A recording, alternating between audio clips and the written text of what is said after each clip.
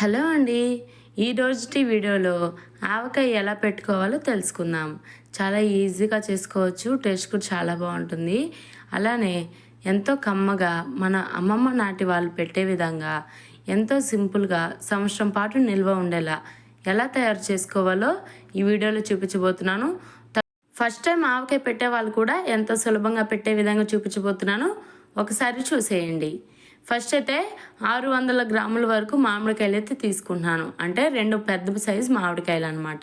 మామిడికాయలు అనేటివి మనకి ఆవకాయ పెట్టుకునే దానికి పుల్లగానే ఉండాలి. కాబట్టి పుల్లగా ఉండేటివి చూసి తీసుకోండి.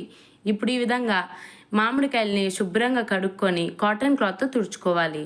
ఇప్పుడు కాటన్ క్లాత్తో తుడుచుకున్న తర్వాత ఈ విధంగా ముక్కలుగా అయితే కట్ చేసుకోవాలి. మీరు పెద్ద ముక్కలైనా కట్ చేసుకోవచ్చు, చిన్న ముక్కలైనా కట్ చేసుకోవచ్చు.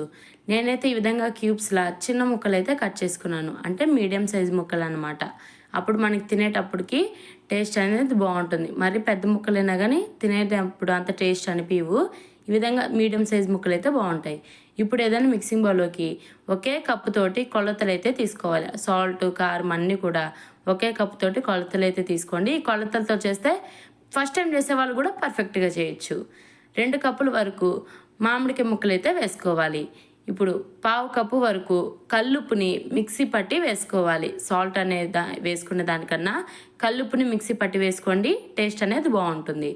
హాఫ్ కప్పు వరకు అంటే అరకప్పు వరకు కారం అనేది వేసుకోండి. ఈ కారం ఇంట్లో పట్టించింది అయితే టేస్ట్ ఇంకా బాగుంటుంది. ఇప్పుడు ధనియాలు, ఆవాలు, జీలకర్ర సేమ్ క్వాంటిటీ వేసుకొని లాస్ట్లో 1 టేబుల్ స్పూన్ వరకు మెంతులు వేసుకొని దోరగా వేయించుకొని మిక్సీ పట్టుకున్న పొడి అయితే పావు కప్పు వరకు అయితే యాడ్ చేసుకోండి. ఈ పొడులన్నీ కూడా యాడ్ చేసుకున్న తర్వాత ఇక్కడ నేను చూపిస్తున్న విధంగా చేత్తో కారం మొత్తం కూడా ముక్కలకి పట్టే విధంగా బాగా కలుపుకోవాలి. ఇప్పుడు హాఫ్ కప్ కన్నా కొద్దిగా ఎక్కువగా ఆయిల్ అనేది వేసుకోండి. పచ్చి ఆయిల్ అయితే వేసుకోవాలి.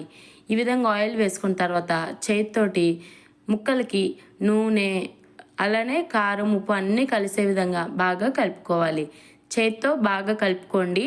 ఈ విధంగా చేత్తో కలుపుకున్న తర్వాత గరిటెతో ఇంకో 5 నిమిషాలు బాగా కలుపుకోండి. ఈ విధంగా మనం మళ్ళీ కలుపుకోం కాబట్టి ఈ విధంగా ఒకేసారిగా మొత్తం కూడా ఒకసారి కలుపుకున్నట్టయితే మనకి ఉప్పు కారాలు అన్నీ కూడా బాగా పడతాయి. నాకు ఆయిల్ తక్కువ అనిపించి ఇంకొద్దిగా ఆయిల్ అనేది ఎక్స్ట్రా ఆయిల్ అనేది వేసాను. అంటే ఎంత ఒక 4-5 టేబుల్ స్పూన్ల ఆయిల్ వరకు కొద్దిగా ఆయిల్ అనేది యాడ్ చేశాను. మీరు కూడా ఆయిల్, ఉప్పు, కారం ఏమైనా తక్కువైతే కూడా యాడ్ చేసుకోవచ్చు. ఇప్పుడు ఈ విధంగా బాగా కలుపుకున్న తర్వాత మొత్తం కూడా దంచిన వెల్లుల్లి రెమ్మలు అయితే వేసుకోండి. చాలామంది పొట్టు తీసి వేసుకుంటారు. ఈ విధంగా పొట్టు తీసుకొని వేసుకోవడం వల్ల రైస్లో తినేటప్పుడు బాగుంటుంది, కానీ ఆ వెల్లుల్లి ఫ్లేవర్ అనేది ఆవకాయకి పట్టదు.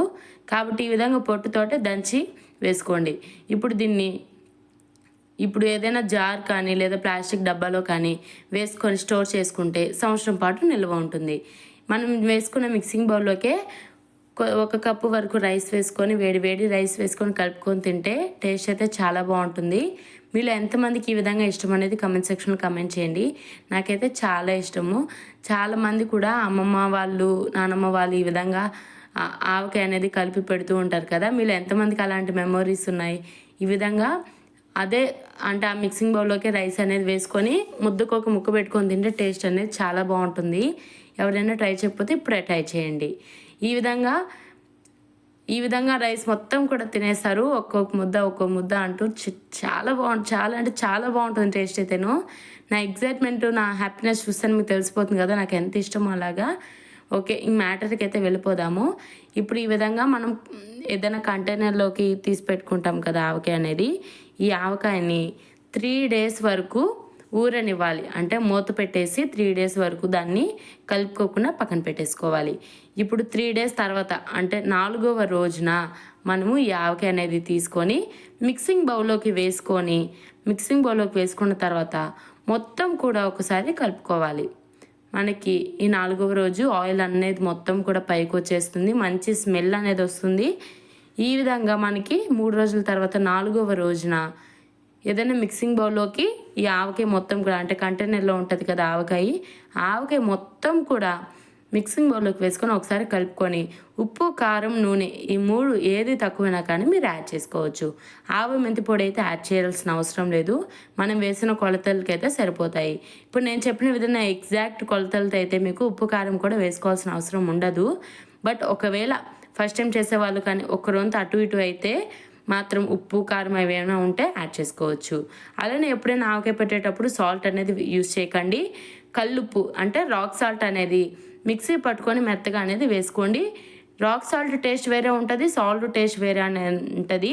పికిల్స్కి రాక్ సాల్ట్ ఖచ్చితంగా మిక్సీ పట్టుకొని వేసుకోవడం వల్ల ఆ టేస్ట్ అనేది వేరే ఉంటుంది. పికిల్స్కి అనేది మంచి టేస్ట్ అనేది వస్తుంది.